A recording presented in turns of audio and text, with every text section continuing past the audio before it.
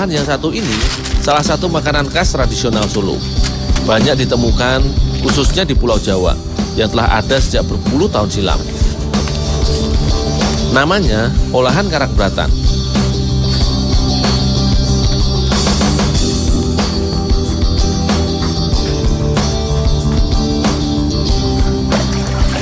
Beras yang aku cuci adalah garapan terakhir di pengolahan karak bratan.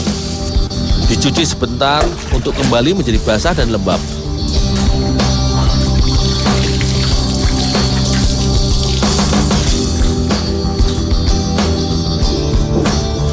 Pak, sudah Pak?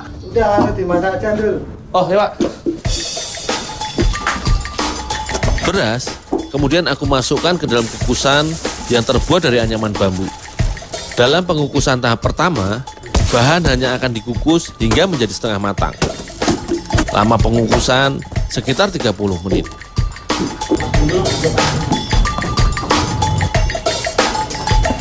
Setelah beras dikukus, langsung diangkat.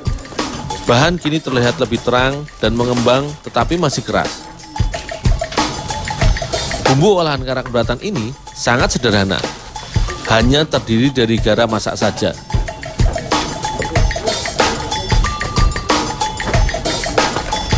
Kemudian, beras yang telah diaroni setengah matang dimasukkan ke dalam wajan supaya lebih meresap ke dalam bahan.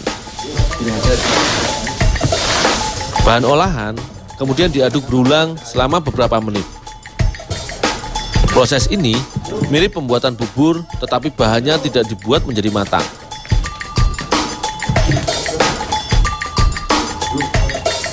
Pengukusan tahap kedua dilakukan di tungku yang tadi digunakan mengaron bahan. Bedanya mengukus tahap kedua ini, di tengah kukusan bambu akan diletakkan tongkat kayu untuk membuat rongga udara. Dengan adanya rongga udara, semua bahan ini nantinya akan matang secara merata. Setelah semua bahan selesai dimasukkan, tongkat kayu di bagian tengah kukusan diangkat. Kemudian dibuatkan bola kecil nasi, lalu diletakkan di atas untuk menutup rongga udara.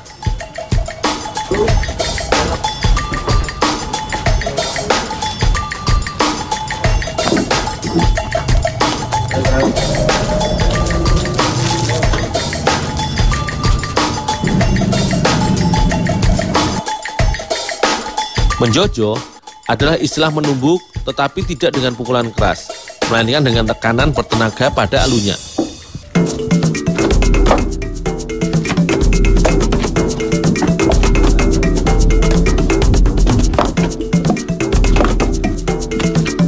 Bahan sengaja dijojo saat masih panas, selain lebih lunak dan mudah dihancurkan. Setelah 30 menit, bahan baku semakin menjadi lengket dan kenyal. Itu bertanda sudah siap dipindahkan ke proses selanjutnya, yaitu pencetakan.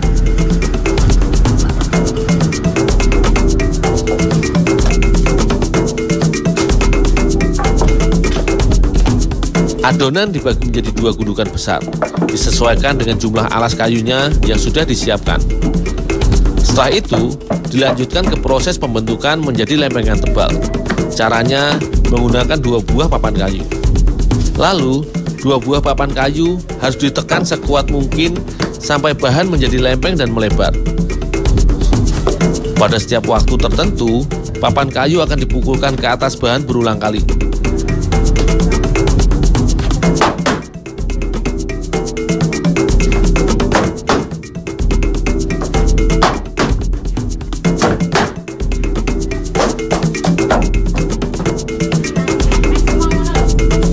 Setelah lempengan bahan sudah selesai, olahan langsung dipotong-potong memanjang.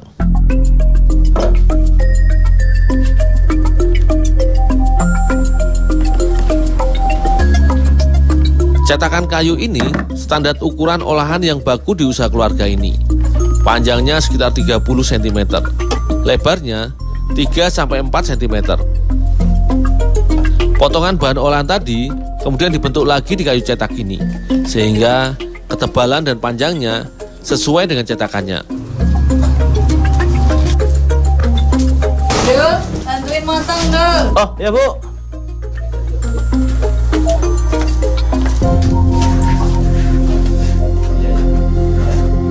Potongan bahan berupa papan kayu yang dimiringkan. Irisan sengaja dibuat setipis mungkin. Setiap kali habis satu kelompok, hasil irisan akan diletakkan di dekat pekerja lainnya yang sedang menata hasil irisan di atas sesek bambu penjemuran.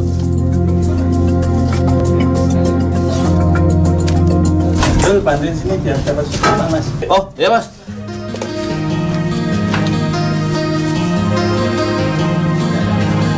Menyusun irisan pada sesek bambu dilakukan minimal 3-4 pekerja.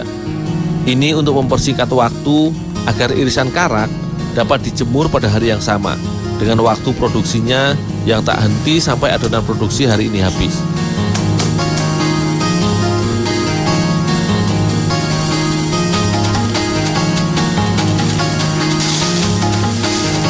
Anjang jemuran posisinya lumayan tinggi, sejajar dengan tinggi atap rumah. Dalam pengeringannya pun sangat membutuhkan sinar matahari.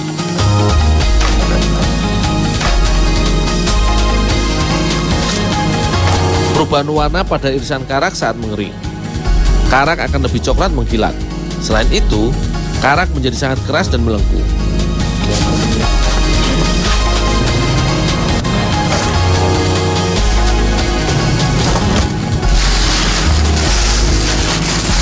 Mas, tinggal dapat, biar saya kursi, Mas.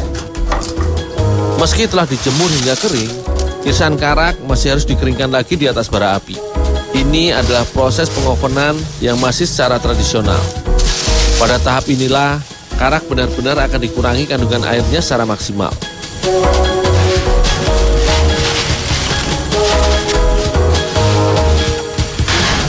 Ayo, kita pulang dulu.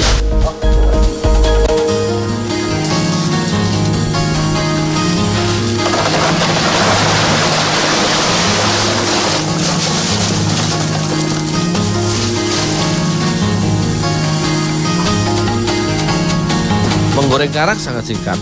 Memasaknya 2 kali penceburan ke wajan goreng. Karak kering dimasukkan ke wajan belakang dan diaduk sebentar. Terus langsung dipindahkan ke wajan depan. Tak sampai 1 menit langsung diangkat.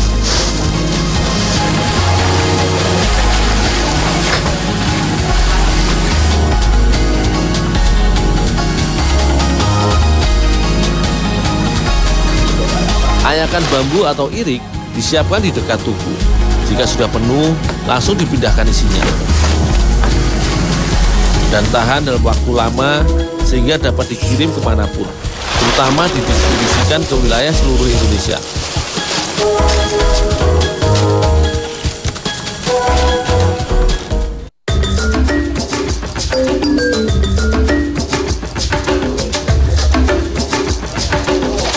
Suasana jalan di Desa Kademangan, Kabupaten Blitar, Jawa Timur sangat lengang. Aku bergegas mengayuh sepeda mengantarkan kelapa ke pengolahan makanan khas di ujung desa.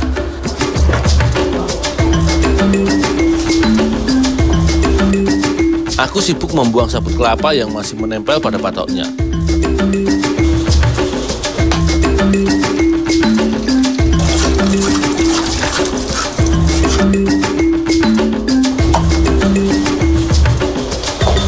Proses mencukil daging kelapa dari batoknya, pekerja lain menggunakan sabit kecil khusus untuk kelapa yang disebut cukilan. Hanya perlu dicongkel sedikit saja, daging buahnya sudah dapat dipisahkan dari batoknya.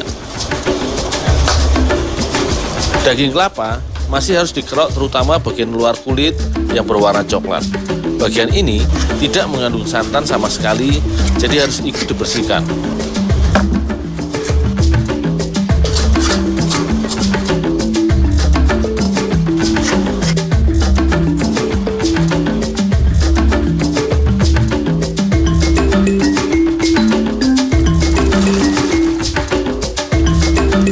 Mencuci daging kelapa bukan hanya membersihkan kotoran yang nampak menempel saja, melainkan membuang lapisan tipis minyak dari sisi dalam dagingnya.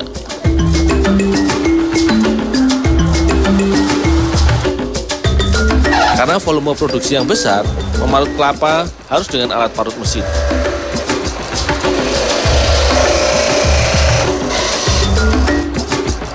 Untuk sekali memarut, kurang lebih 5 kg kelapa sesuai produksi takaran pembuatan.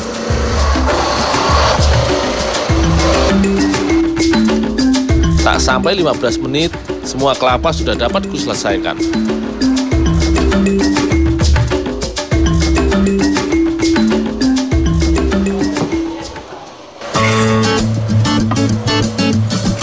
Parutan kelapa untuk wajik kletik harus disangrai terlebih dahulu untuk menghilangkan kandungan airnya. Saat disangrai, tidak lengket dan membutuhkan waktu 1 jam penyangkraiannya. Ya Pak, Tolong dong yang sudah matang bawa depan biar cepat dimasak. Itu saya yang ngurusin. oh ya Pak.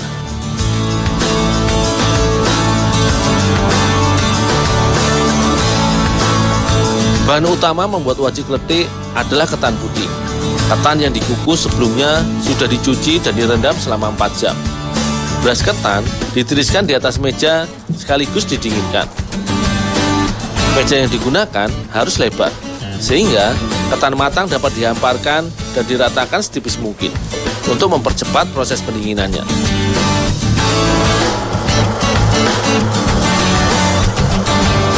Daging nanas mudah digiling, karena dagingnya cukup lunak dan hanya sekali penggilingan saja. Hasilnya, adonan daging nanas yang kental. Kandungan itulah yang diperlukan untuk campuran olahan wajik kletik. Di wajan utama berukuran besar, bahan adonan wajik akan dimasukkan secara bertahap. Parutan nanas dimasukkan paling awal. Kemudian gula merah sesuai takaran, sehingga jumlah yang dimasak sudah memenuhi jumlah produksi. Selama menunggu bahan lainnya, bahan awal ini harus terus diaduk perlahan. Tujuannya, supaya adonan tidak mudah menempel di dasar wajan dan matang merata. Tak sampai 30 menit, semua bahan sudah mencair dan warnanya berubah menjadi coklat tua. Lalu beras ketan dimasukkan ke wajan besar saat gula dan parutan nanasnya telah mendidih.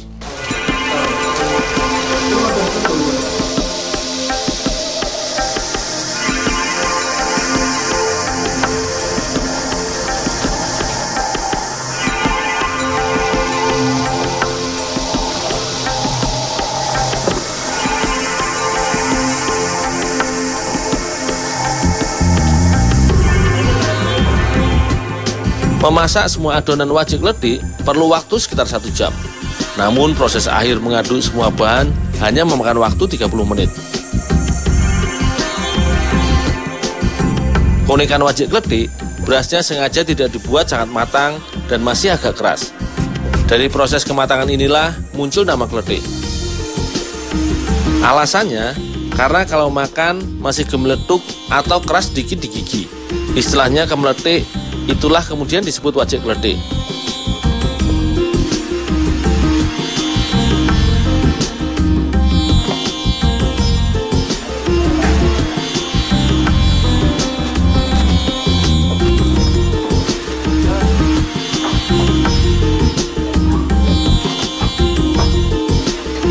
Proses pengemasan ada beberapa tahap.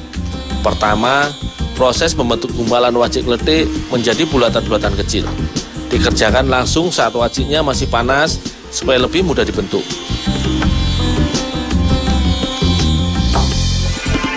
Berikutnya, wajik dibungkus dengan plastik bening yang tipis sebagai bungkusan bagian dalamnya. Lalu bagian luarnya diberi bungkus yang khas ala wajik kletik dari daun jagung yang disebut klobot.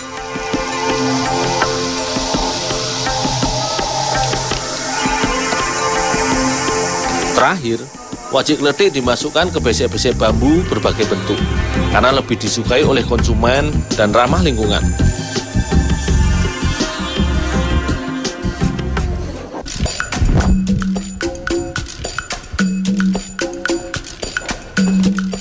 Aku pun langsung mencuci beras yang akan diolah. Beberapa kali penyiraman dengan air yang banyak dan sedikit pengadukan. Pastikan pencucian merata pada putaran beras menjadi bersih.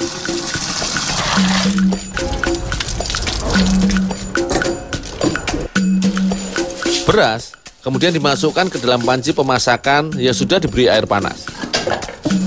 Saat diaron, bahan adonan intip ditambah garam secukupnya dan terus diaduk supaya tidak lengket ke dasar ketel. Selama pemasakan rebusan kurang lebih 15 menit. dulu, angkat dulu, udah matang. Air rebusan yang tersisa harus dibuang dan ditumpahkan ke atas saringan. Setelah bahan adonan intip sudah tiris, dimasukkan ke dalam wadah baskom yang lebih besar.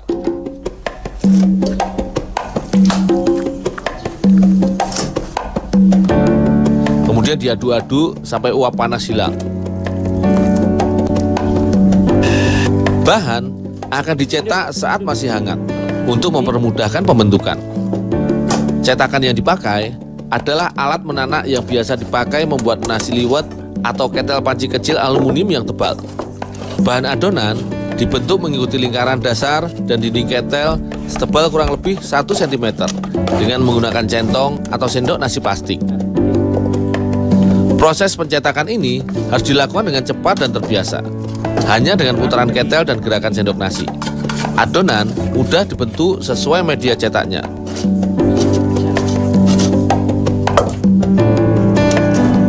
Sekali mengaroni menghasilkan 7 hingga 8 buah cetakan. Bagian bawah oven untuk memasak yang baru dicetak. Ketel yang telah diisi adonan aku susun di atas kawat pengapian masak. Kapasitas oven ini sebanyak 30 ketel. Alat masak ini merupakan oven modifikasi yang dibuat oleh Pak Teguh sendiri. Tak lupa, ketel aku tutup untuk memaksimalkan kematangan intip. Adonan intip matang membutuhkan waktu kurang lebih 30 menit. Pak, udah matang, Pak? Udah dulu, angkat semua, itu udah matang. Mengangkat ketel dilakukan dengan cepat dan menggunakan lap atau bahan anti panas. Tutup ketel tidak boleh dibuka karena uap panasnya akan habis. Bisa mengakibatkan adonan intip sulit dilepaskan nantinya. Intip dilepaskan saat masih panas. Pak Teguh dengan sigap menggunakan centong plastiknya untuk melepaskan intip dari dasar ketel. Ketel dibalikkan. Intip akan jatuh ke tangan dan selanjutnya ditata di atas meja, menghadap ke atas untuk mempercepat proses pendinginannya.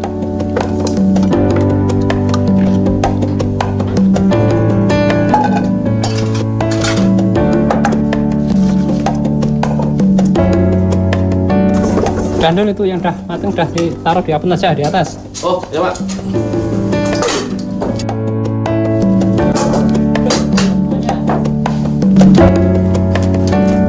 Intip yang dikeringkan di bagian atas oven dengan proses terbalik supaya terus terkena hawa panas dari bagian bawah pengapian.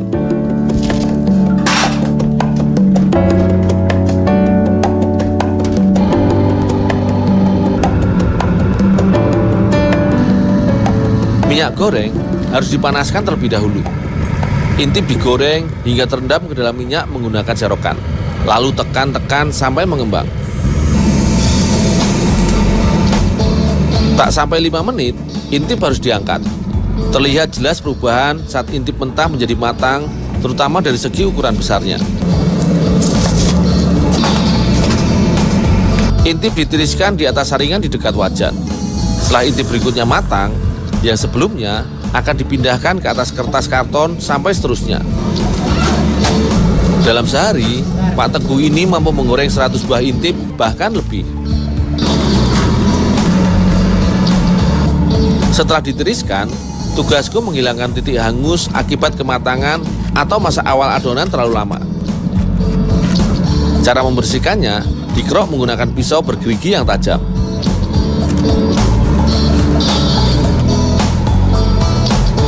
Dengan sedikit gerakan memutar, corak melingkar gulanya sederhana di permukaan intip.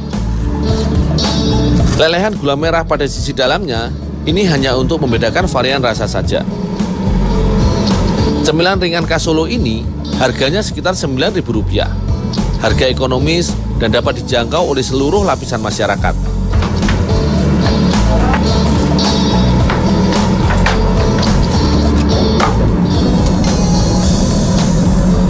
Pengemasan membutuhkan plastik yang lebar, tebal, dan elastis. 5 tahun usaha pengolahan intip ini ditekuni oleh keluarga Pak Teguh. Tak kurang dari 500 buah intip dalam seminggu dikirimkan ke para agen di seluruh penjuru Jawa Tengah dan menjadi salah satu oleh-oleh khas kota Solo, Jawa Tengah.